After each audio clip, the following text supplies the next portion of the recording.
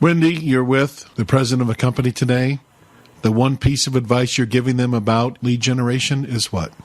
The one piece of advice that I would give them about lead generation is to put in place a comprehensive process that includes scripts, skills training for their people, a process, in other words, all those decisions we talked about earlier, how many times to call, leaving voicemails, etc., and something that tracks and measures what people are doing, so that way you know what actually is working. Because if one of those pieces is missing, the list, the skill level, the process, and something that tracks and measures, if one of those elements is missing, the calling campaign, the lead generation campaign, is probably not going to work well.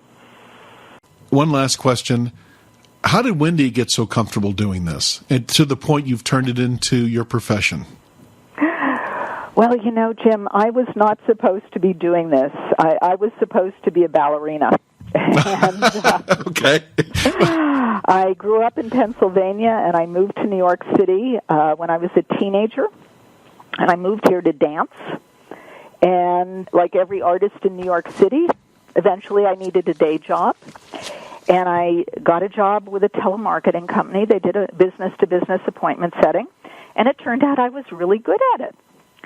So years later, when I started doing training, I went back to my initial training as a dancer. And when you are a dancer, the first thing that you do is you warm up, because you don't want to hurt yourself. And you always rehearse, because that's how you create the muscle memory that makes things automatic. And after you have warmed up and rehearsed, then and only then do you actually do your performance. So I went back and I created a program that is based on warming up, doing all the things you need to do so that you don't hurt yourself, rehearsing so that it becomes automatic, and then and only then you get on the telephone.